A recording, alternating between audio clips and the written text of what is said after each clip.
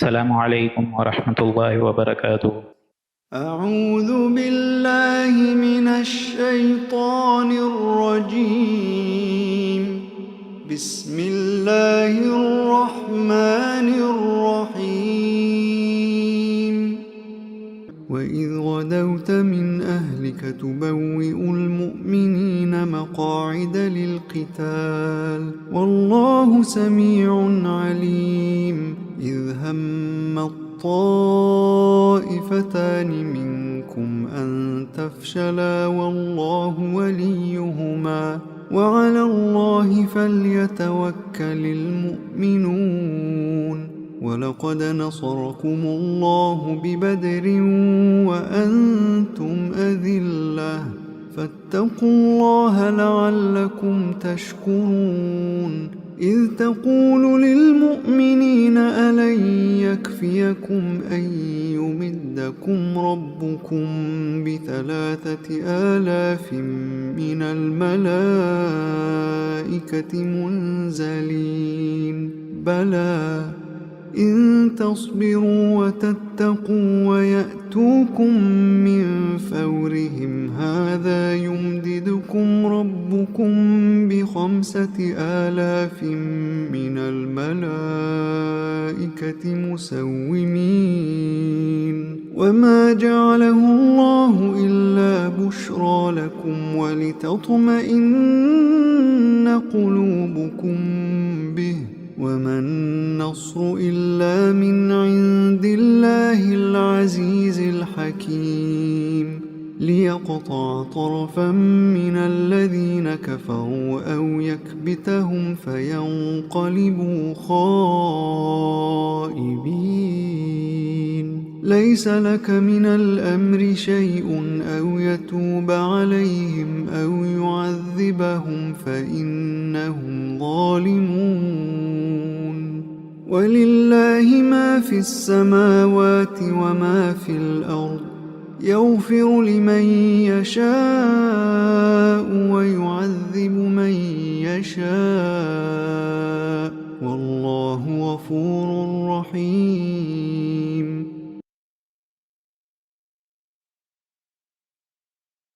سامعین محترم، آج جس رکوع کی ہم لوگ تلاوت کرنے جا رہے ہیں اور اس کی تفسیر اور ترجمے کو سمجھنے جا رہے ہیں وہ ہے 13واں رکوع۔ اعوذ باللہ من الشیطان الرجیم، بسم اللہ الرحمن الرحیم۔ وَإِذْ غَدَوْتَ مِنْ أَهْلِكَ تُبَوِّئُ الْمُؤْمِنِينَ مَقَاعِدَ لِلْقِتَالِ۔ اور اے نبی، آپ وہ وقت یاد کرے کہ جب آپ صبح کے وقت اپنے گھر سے چلے، یعنی وہ اپنے حجرے سے برآمد ہوئے، حضور اکرم صلی اللہ علیہ وآلہ وسلم ہتھیار سے لدے ہوئے ہیں اور جنگ کا سامان ایک دم تیار ہے اور لباس ایک دم پہنا ہوا ہے۔ وَإِذْ غَدَوْتَ، اے نبی وہ وقت یاد کریں جب آپ صبح کے وقت أَهْلِكَ تُبَوِّئُ الْمُؤْمِنِينَ، کہ آپ صبح کے وقت اپنے گھر سے چلے مسلمانوں کو لے کر، اور آپ مسلمانوں کو مقاعد للقتال، مسلمانوں کو جمع کر کے ان کی مورچہ بازی کر رہے تھے، ان کی صف بندی کر رہے تھے جنگ کے لیے، یعنی جنگ احد کے لیے۔ حضور صلی اللہ علیہ وسلم جب حضرت عائشہ کے حجرے سے برآمد ہوئے تو پھر مسلمانوں سے جو باہمی مشورہ ہوا تو بعد میں یہی مشورہ طے ہوا کہ ہم لوگ کو مدینے میں محصور ہو کے نہیں بلکہ وہاں جا کے جنگ کرنی چاہیے۔ تو حضور صلی اللہ علیہ وسلم جب 1,000 کا لشکر لے کر چلے تو باقاعدہ صف بندی کر رہے تھے، وہ مورچے پر بٹھا رہے، اور یہاں وہ بھی واقعہ ہے کہ وہ 50 تیر انداز کو بھی حضور نے وہاں پہ ایک دم سیٹل کرا، انسٹال کرا۔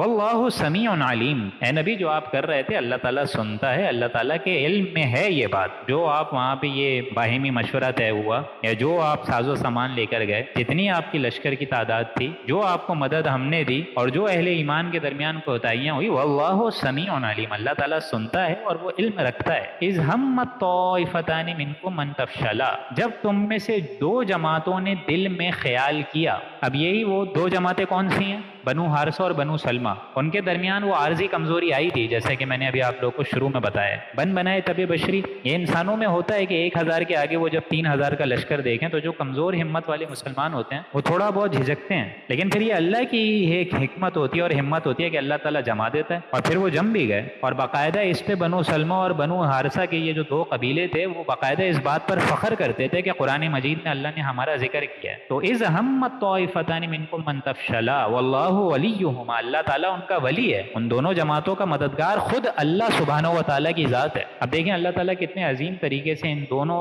بنو حارث اور بنو سلمہ کو اپنا دوست بنا رہے اور خود اللہ ان کا دوست بننے کا منہ بولتا ثبوت دے رہا ہے۔ اور وہ جو 300 عبداللہ ابن ابی کی باتوں میں نکل گئے تھے، رئیس المنافقین، ان کا اللہ یہاں پہ تذکرہ بھی نہیں کر رہا ہے، گویا وہ اس لائق بھی نہیں ہے کہ ان کا ذکر کیا جائے۔ انڈائریکٹلی ان کا ذکر آخر میں ضرور آئے گا ورنہ شروع میں نہیں ہے۔ تو اللہ ولیہما، اللہ تعالیٰ ایسا ولی ہے ایسے لوگوں کا جن کا پھر وہ دل جما دیتا ہے، ان کے قدم جو ہے وہ زمین بوس کر دیتا ہے۔ وعلی اللہ فلیتوکل المؤمنون، یہ ہے وہ آیت۔ اور مسلمانوں کو تو اللہ ہی پر عظیم ترین توکل کرنا چاہیے۔ وَلَقَدْ نَصَرَكُمْ، اور یہ بات بھی محقق ہے کہ اللہ سبحانہ و تعالیٰ نے تمہاری بدر میں، جنگ بدر میں مدد کری، نصرکم اللہ، اللہ نے تمہاری مدد کری۔ وَأَنْتُمْ أَذِلَّةٌ، حالانکہ تم تو بے سر و سامان تھے، تم تو ایک دم ناتواں تھے۔ 313 بدر میں مسلمان تھے، وہاں 1000 لوگ، کل 8 تلواریں مسلمانوں کے پاس، وہاں پہ اتنی ہزاروں تلواریں، کل 2 گھوڑے اور ادھر 70 اونٹ، ادھر صرف 7 اونٹ، تو اللہ نے مدد کی، اللہ نے بالکل تمہاری مدد کری۔ فَاتَّقُوا اللَّهَ لَعَلَّكُمْ تَشْكُرُونَ، یہ دوسری آیت آ گئی کہ اللہ ہی کا تقوی حاصل کرو، لَعَلَّكُمْ تَشْكُرُونَ، تاکہ تم شکر گزار بن سکو۔ یعنی یہ تقوی اور شکر گزاری انڈائریکٹلی ایک دوسرے سے لنک ہے۔ اِذْ تَقُولُوا لِلْمُؤْمِنِينَ أَلَنْ يَكْفِيَكُمْ أَنْ يُمِدَّكُمْ رَبُّكُمْ بِثَلَاثَةِ آلَافٍ مِّنَ الْمَلَائِكَةِ مُنزَلِينَ، کہ جب کہ آپس میں مسلمان سے یہ فرما رہے تھے کہ أَلَنْ يَكْفِيَكُمْ، کہ کیا تم کو یہ امر کافی نہ ہوگا، أَنْ يُمِدَّكُمْ رَبُّكُمْ بِثَلَاثَةِ آلَافٍ، کہ تمہارا رب تمہاری مدد کرے 3000 فرشتوں کے ساتھ، من الملائکۃ منزلین، جو اتارے جائیں یکا یک۔ اب یہ آیت جو ہے 124، یہ آپ حضور صلی اللہ علیہ وسلم کے ایک پیشن گوئی سمجھ لیجئے یا دعا سمجھ لیجئے جو انہوں نے اپنے اہل ایمان کے حق میں فرمائی، یا ایک طریقے سے استعاذہ سمجھ لیجئے، جو بھی سمجھ لیجئے، کہ حضور صلی اللہ علیہ وسلم نے اہل ایمان کے دلوں کو ٹھنڈک دی، ان کے اہل ایمان کے دلوں کو ڈھاس بٹھائی، اہل ایمان کے دلوں کو اطمینان بخشا۔ اگر تم ابھی دیکھ رہے ہو کہ ابو سفیان 3000 کا لشکر لے کر آ رہا ہے اور تم لوگ یہاں پہ صرف 1000 کے لشکر میں ہو، تو تم لوگ کو کیوں ٹینشن ہے؟ کیا تمہیں یہ اس بات کی اطمینان نہیں ہے کہ ان یمدکم ربکم، کہ تمہارا رب تمہاری مدد کرے گا 3000 فرشتوں کے ساتھ؟ اگر 1000 کا لشکر نہیں بلکہ 3000 کا لشکر آ رہا ہے تو وہ 3000 فرشتے بھیج سکتا ہے، من الملائکۃ منزلین، جو کہ نازل ہوں گے لگاتار، پے در پے اللہ مدد فرمائے گا۔ بلا، کیوں نہیں، ان تصبروا وتتقوا، اے مسلمانوں اگر تم صبر کرو اور تقوی اختیار کرو، جیسا کہ میں نے ابھی آپ لوگ کو بتایا، اے مسلمانوں کیوں نہیں اگر تم صبر کرو اور تقوی کی روش اختیار کرو، وَيَأْتُوكُم مِّن فَوْرِهِمْ، اور وہ لوگ تمہارے اوپر اچانک حملہ آور ہو جائیں، اچانک دھاوا بول دیں،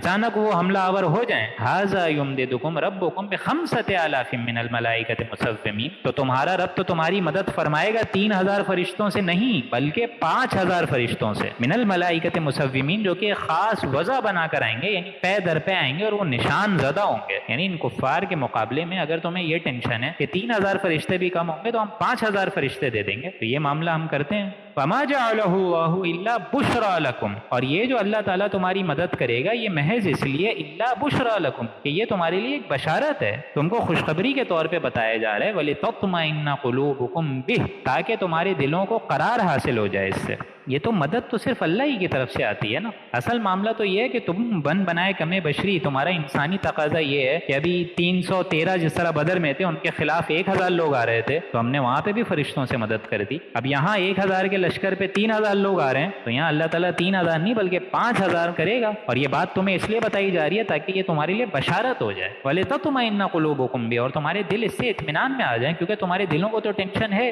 وَمَن نَّصْرُ إِلَّا مِنْ عِندِ اللَّهِ، اور بے شک نصرت یعنی مدد جو تائید اللہ کی آتی ہے وہ صرف اور صرف اللہ ہی کی طرف سے آتی ہے، اور وہ العزیز ہے، الحکیم ہے۔ الا من عند اللہ العزیز الحکیم، وہ زبردست ہے اور کمال حکمت ہے، یعنی اس کی جو حکمت ہے وہ کوئی نہ کوئی وجہ سے ہے، اس کا جو حکم ہے وہ حکمت پر مبنی ہے، اس کا جو حکم ہے وہ کسی فلسفے پہ مبنی ہے۔ تو مدد ہوتی ہی اللہ ہی کی طرف سے، فرشتوں کا بھیجنا بھی اب ضروری تو نہیں ہے اللہ تعالیٰ فرشتوں کو بھیجے، فرشتوں کو بھیجے بغیر اللہ مدد کر سکتا ہے، کن فیکون کی شان رکھتا ہے، وہ کہتا ہے ہو جا اور ہو جائے، لیکن تمہارے ذہن اور کردار کی ایک طبع بشری کے لحاظ سے تم کو خوشخبری دی جا رہی ہے کہ 3000 کے لشکر پر اللہ 3000 نہیں بلکہ 5000 فرشتوں سے مدد کرے گا۔ لِيَقْطَعَ طَرَفًا مِّنَ الَّذِينَ كَفَرُوا، یہ جنگ اس لیے ہوئی تاکہ اللہ کفار کے ایک گروہ کا ہاتھ کاٹ دے، اس کو ایک گروہ کو ہلاک کر دے، من الذین کفروا، اس کے کفر کی وجہ سے، او یکبتہم فینقلبوا خائبین، یا ان کو ذلیل و خوار کر دے پھر وہ ناکام اور نامراد ہو کر لوٹ جائیں گے، خائبین، خائب اور خاسب ہو کے لوٹ جائیں گے، خائس ہو کے لوٹ جائیں گے۔ تو اللہ تو یہ چاہتا ہے کہ کافروں کا ایک بازو کاٹ دے، ان کو ذلیل و خوار کر دے، وہ ناکام ہو کے لوٹے۔ اب یہ گفتگو ذہن میں رکھیے گا کہ یہ بات عین جنگ میں پہنچنے سے پہلے کہی جا رہی ہے۔ پہلے جو ذکر ہو رہا ہے سارا کا سارا جنگ میں صف بندی کا، وہ جنگ کے سٹارٹ ہونے سے پہلے بولا جا رہا تھا، لیکن اب یہ سارے معاملات جو ہے وہ جنگ کے بیچوں بیچ کہی جا رہی ہیں۔ اب اس جنگ میں مسلمانوں سے جو بھی غلطیاں ہوئی، کوتاہیاں ہوئی، ان کی طرف ایک اشارہ آ رہا ہے 127ویں آیت میں، اور اہل ایمان سے جو خطا ہوئی ہے، اور خود ایک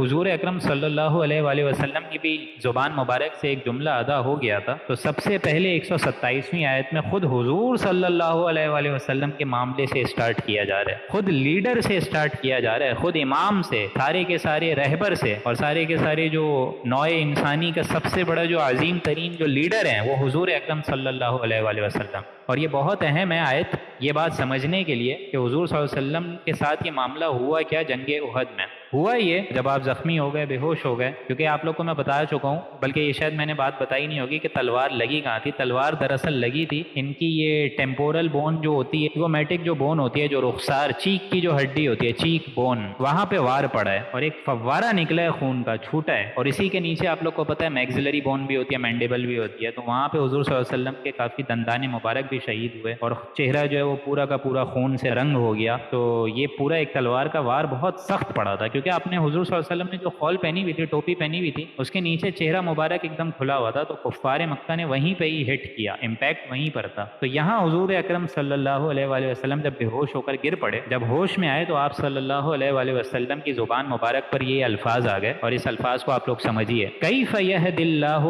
خضم وجہ النبی بالدم، کہ اللہ سبحانہ و تعالیٰ اس قوم کو ہدایت کیسے دے گا جس نے اپنے نبی کے چہرے کو خون سے رنگ دیا۔ کیف یہد اللہ، اللہ تعالیٰ ہدایت کیسے دے گا، خضم، جس نے رنگ دیا، وجہ النبی بالدم، اپنے نبی کے چہرے کو خون سے، اللہ ایسی قوم کو کیسے ہدایت دے گا؟ تو یہ بڑے لوگوں کا معاملہ ہوتا ہے کہ یہ ایسی باتیں نکل جاتی ہیں منہ سے اور زبان مبارک سے ایسی بات ادا ہو جاتی ہے، تو اب اس پہ یہاں پہ ایک گرفت آ رہی ہے اللہ سبحانہ و تعالیٰ کی طرف سے، اور یہ آپ لوگ اللہ کے غصے کا ایک انداز چیک کریے گا۔ آیت نمبر 128، لیس لک من الامر شیء، اے نبی آپ کو کوئی اختیار حاصل نہیں ہے، آپ کو کوئی مداخلت کرنے کا حق حاصل نہیں ہے اس معاملے میں۔ اے نبی آپ کا کام ہے دعوت دینا، لوگوں کی ہدایت و ضلالت کا فیصلہ ہم کرتے ہیں، آپ نہیں کرتے۔ لیس لک من الامر شیء، اے نبی آپ کا کوئی اختیار نہیں ہے، او یتوب علیہم او یعذبہم، کہ یا تو ہم ان کفار کو ان کی یا تو توبہ قبول کر لیں، او یعذبہم، یا تو ان کو عذاب دے دیں، فإنہم ظالمون، اور بے شک یہ لوگ ہیں تو ظالم ہی، کیونکہ وہ ظلم پر بھی اکڑ تو رہے ہیں۔ وَلِلَّهِ مَا فِي السَّمَاوَاتِ وَمَا فِي الْأَرْضِ، اللہ ہی کی ملکیت ہے جو کچھ ہے آسمانوں اور زمین میں، يَغْفِرُ لِمَن يَشَاءُ، وہ جس کو چاہے بخش دے، وَيُعَذِّبُ مَن يَشَاءُ، اور جس کو چاہے عذاب دے دے۔ اس کا ہاتھ روکنے والا کون ہے؟ اس نے اپنے لیے کوئی چیز کمپلسری نہیں رکھی ہے، وہ جس کو چاہے بخش دے، جس کو چاہے معاف کر دے، اور جس کو چاہے عذاب دے دے۔ يَغْفِرُ لِمَن يَشَاءُ وَيُعَذِّبُ مَن يَشَاءُ وَاللَّهُ غَفُورٌ رَحِيمٌ، اور اللہ سبحانہ و تعالیٰ بہت غفور ہے، معاف کرنے والا ہے، وہ رحیم بھی ہے۔ بارک اللہ لنا ولکم فی القرآن العظیم ونفعنی وإیاکم بالآیاتہ والذکر الحکیم، صدق اللہ العظیم۔